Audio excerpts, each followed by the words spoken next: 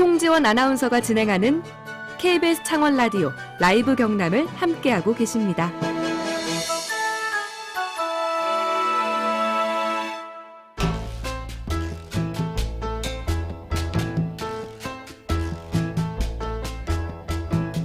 지역에서 발견하는 세상 이야기를 함께 나눕니다. 김태훈의 썰.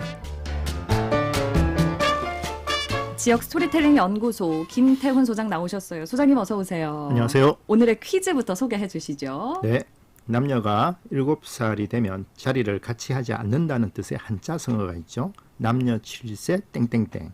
이 땡땡땡에 들어갈 말은 무엇일까요? 1번 마동석, 2번 부동석, 3번 탄생석, 4번 1등석. 넷 중에 뭐 제일 좋아하세요? 마동석, 마음이 가는데요. 아니 6920님도 마동석 이렇게 그냥 세 글자 딱 보내주셨어요.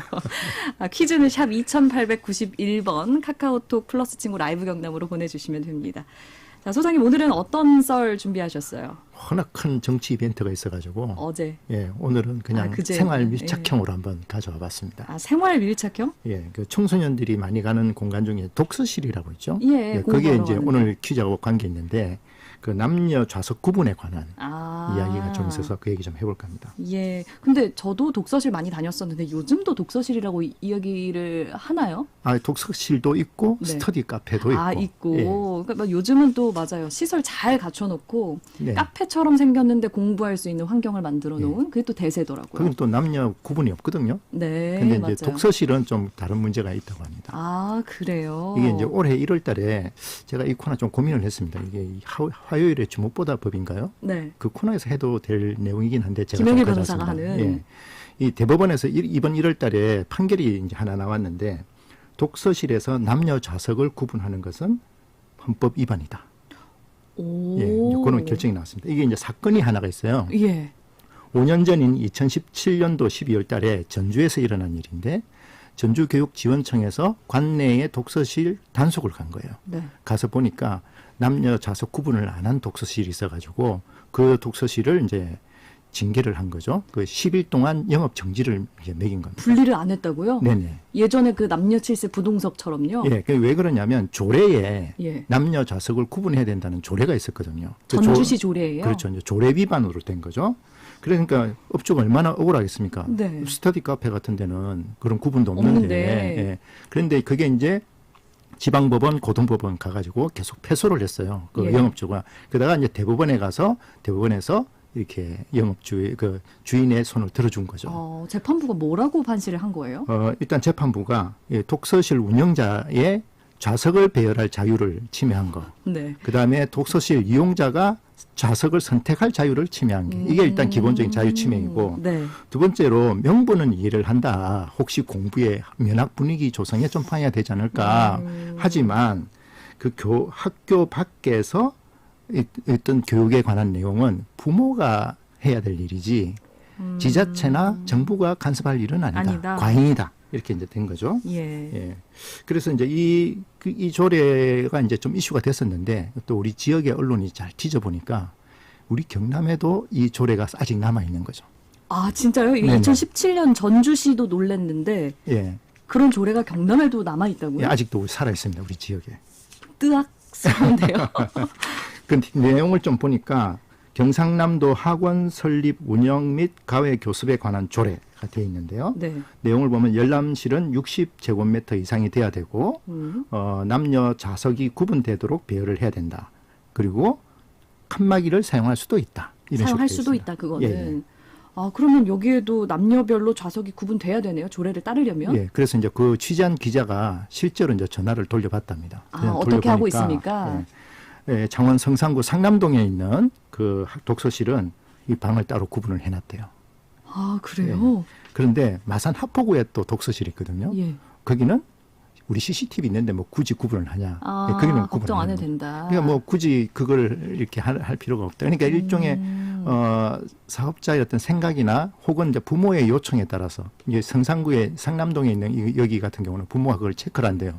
네. 남녀 방 따로 있지 않냐. 예. 근데 이제 그런 경우에 따라서 이렇게 좀 차이가 나긴 하는데, 근데 이게 이제 사실 현실 공간에서 보면 사실 좀 별로 의미가 없잖아요. 이게 예를 들면 예전에 그 공공도서관의 열람실도 남녀 따로 있었거든요. 아, 진짜요?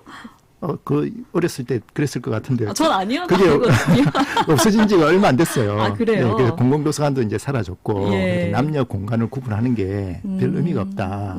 이렇게 이제 결론이 나고 그러니까 있죠. 사실상 현실이랑은 조금 멀리 떨어져 있는 법률인 셈이네요. 그렇죠.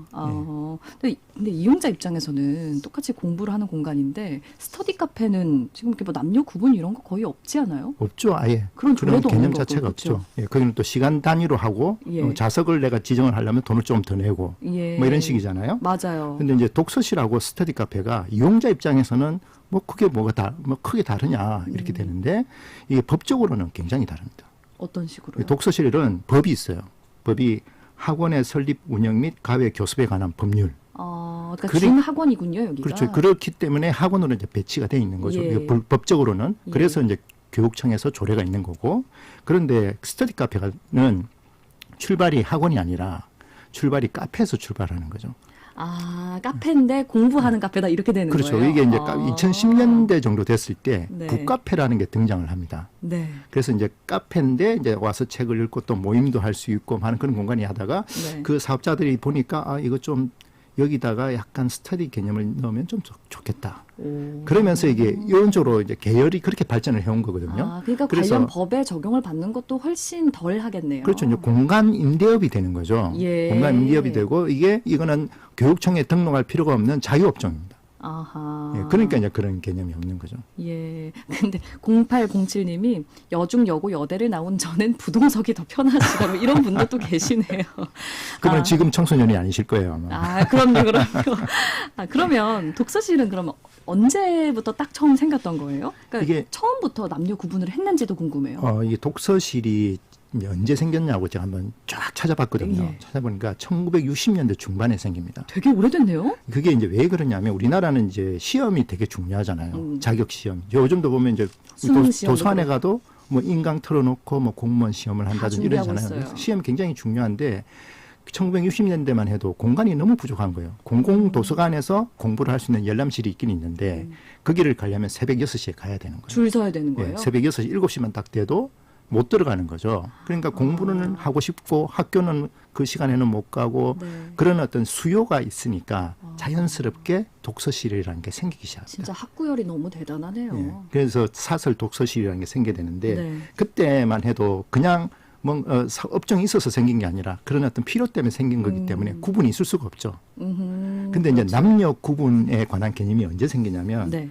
1979년도에 이제 그게 이제 업체가 많아지잖아요. 많아지면서 거기서 이제 어른들이 볼 때 불편한 일들이 생기는 거예요. 뭐 공부한다고 해놓고 공부 안 한다고요? 독서실에 가면 보통 이제 밤 늦게까지 혹은 그때는 이제 통금이 있을 때니까 통금 끝나고 새벽까지 공부를 하는 거예요. 네. 이제 드립답하는 거죠. 그런데 밤을 보내는데 남녀가 같이 있다 한 공간에. 이게 어떻게 가능해? 남녀 예. 7세 부동석이라고 했건을. 예, 그래서 그 시대는 그게 신문에 엄청나게 납니다. 이게 문제다라고요? 예, 그러면서 이게 법 안으로 들어가는 거예요. 이게 학원은 아니잖아요.